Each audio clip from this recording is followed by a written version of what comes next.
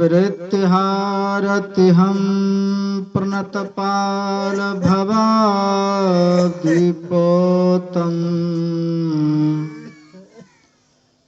वन्दे महापुरुषते चरणारविन्दम्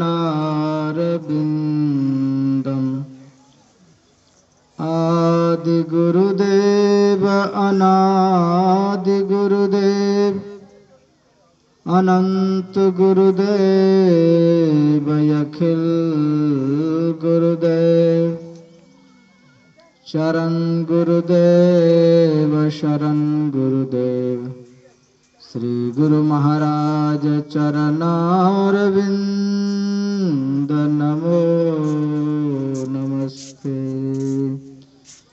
बोलिए सद्गुरुदेव भगवान की, गुरुदेव भगवान की, गुरुदेव भगवान की। अखिल विश्व ब्रह्मांड नायक परम पिता परमात्मा सद्गुरुदेव के चरणों में कोटि नमन।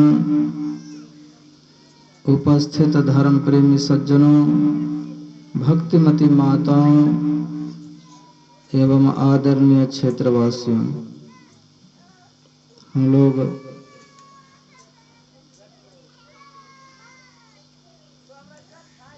आज जिस सत्संग में बैठे हैं, यह बच्चे के जन्मदिन है।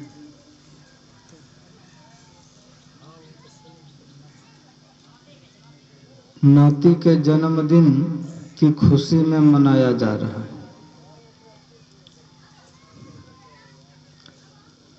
हम लोग रामचरितमानस से पाठ श्रवण किए। गोस्वामी जी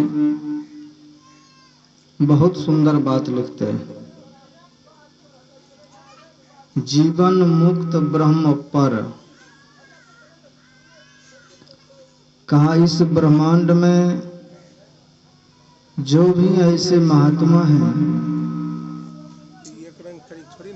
जो जीवन मुक्त हो चुका है,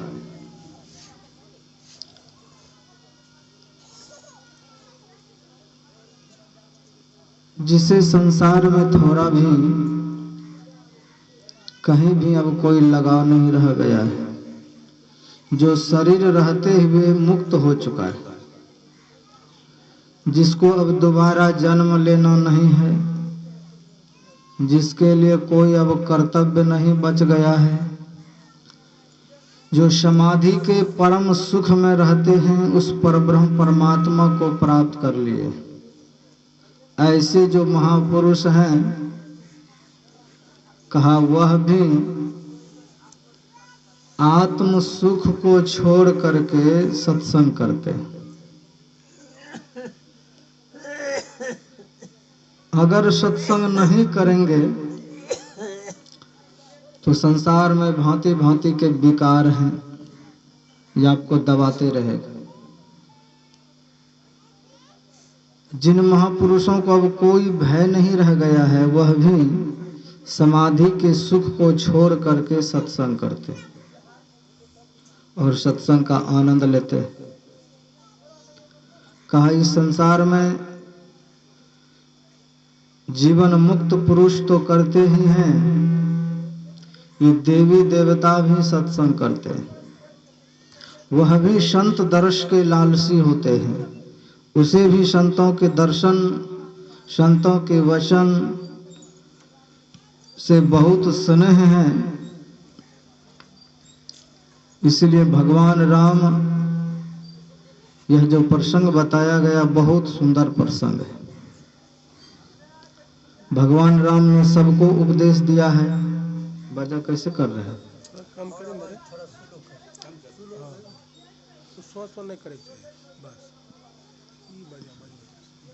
जीवन मुक्त ब्रह्म पर चरित सुनहि तज ध्यान। कहा, जो ऐसे महापुरुष हैं जो जीवन मुक्त हैं, वह भी ध्यान का सुख छोड़ करके भगवान के चरित्र का चिंतन करता है।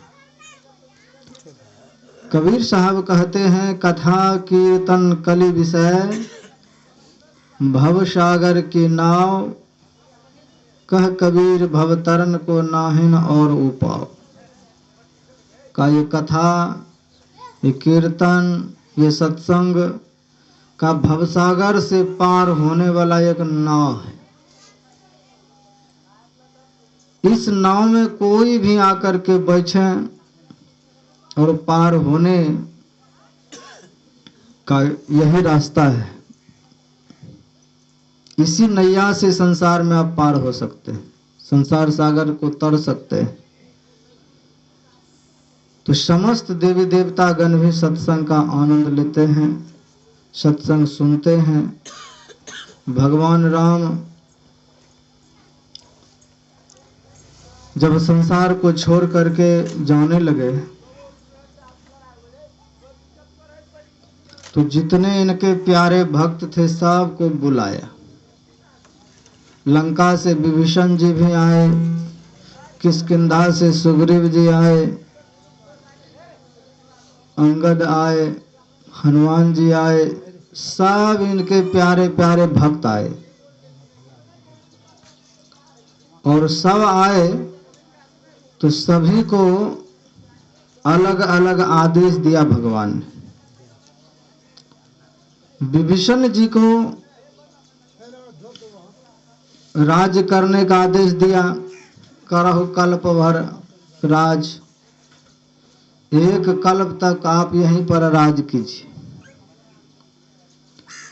सुग्रीव पहले हाथ जोड़ लिया, प्रभु हम संसार में आपके बिना नहीं रहेंगे, जहां आप जाएंगे वहीं हम चले जाएंगे। तो अंगद जी को गद्दी सौंप करके वह भी चले गए भगवान के साथ।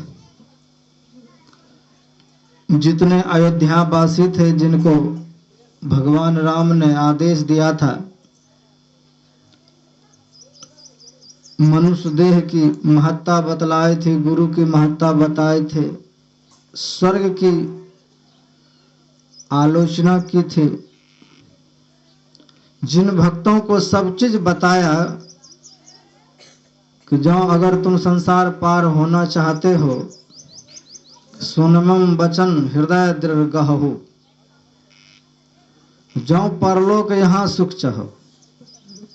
भगवान राम क्या कहते कि यहाँ भी सुखी होने के लिए अगर आप तैयार हैं कि संसार में भी मैं सुखी रहूं और यहाँ से जाने के बाद भी हम सुखी रहें, कि मेरी वचन को बहुत मजबूती से हृदय में धारण कीजिए। तमाम तरह के उपदेश दिए, लेकिन यह उपदेश देने के बावजूद भी भगवान राम जब अपने लोक जाने लगे तो सभी अयोध्या के वासी व्याकुल हो गए कि प्रभु हम आपको देखे बिना नहीं रहेंगे, इसीलिए आप जहां रहेंगे वहीं हम जाएंगे। गुरु वशिष्ठ से विनती की कि गुरुदेव हमको भी कहिए कि ले जाएगा राम जी। तो राम जी को गुरु जी ने समझाया कि हे राम, ये आपके बहुत ही प्यारे भक्त हैं, इसलिए इनको अपने साथ ही लेकर के जाओ। गुरु आज्ञा हुई, जिसके कारण राम जी के जितने भक्त थे सब किनारे, सरयू के किनारे खड़े हैं। भगवान राम और भरत शत्रुघ्न जी जाने के लिए तैयार हैं। अंत में भगवान ने आदेश दिया कि जो मेरे लोक को जाना चाहते हैं इसी सरयू में डूब लगाए और डूब लगा लगा करके मेरे धाम को चले। तो वहां पर हनुमान महाराज जी भी खड़े थे, उसको भी कहा हनुमान जी चलो। तो हनुमान जी जाने के लिए तैयार नहीं हुए। कहा प्रभु आपके लोक में अगर आपकी कथा मिल जाए, सत्संग मिल जाए तो मैं जाऊं। भागवत महापुराण में आया स्वर्गे सत्य च कैलासे नास्त्यं, कि स्वर्गलोक में, ब्रह्मलोक में, शिवलोक में, वैकुंठ लोक में ये सत्संग नहीं मिलते। तो हनुमान जी महाराज ने कहा तब मैं नहीं जाऊंगा, जहां सत्संग नहीं मिलेगा वहां मैं नहीं जाऊंगा। इसलिए प्रभु आप हमको यही आशीर्वाद दीजिए कि धरती पर जहाँ जहाँ भी सत्संग हो, भजन हो, मैं वहाँ अनंत रूप धारण करके आपकी सत्संग कथा अमृत का पान करूं। तो हनुमान जी महाराज ने मांग लिया कि जहाँ सत्संग होगा वहीं हम रहेंगे। एक बार एकनाथ जी महाराज सत्संग कर रहे थे, तो सत्संग पर्व